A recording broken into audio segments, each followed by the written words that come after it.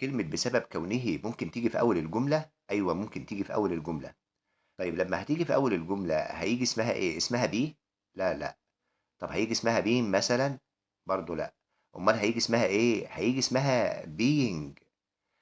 قبل ما نبدأ بافكّرك إنّك تصلّي على النبي عليه الصلاة والسلام ثم تشترك في القناة. كلمة being بتيجي بمعنى بسبب كونه، وبتيجي في أول الجملة، وبييجي وراها يا إمّا صفة بس وكما، يا إمّا صفة واسم وكما، يا إمّا اسم وكما. حُط المثال ده نصب عينيك كده being tired he went to bed. يعني أنت لو بتختار في أول الجملة كلمة وعايز الكلمة يبقى معناها بسبب وجاي وراها صفة بس أو صفة واسم أو اسم، يبقى الكلمة دي اللي أنت لازم تختارها هتكون كلمة being.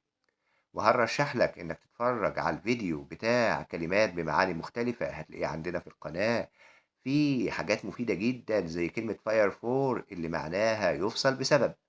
وهاسألك سؤال لو أنت شاطر وعرفت إجابته اكتب لنا إجابته في التعليقات. هو إمتى الصفة بتيجي في أول الجملة؟ إيه الحالة اللي ممكن ألاقي الصفة موجودة فيها قدّامي في أول الجملة؟ هاستنى إجابتكم في التعليقات، والسلام عليكم ورحمة الله وبركاته.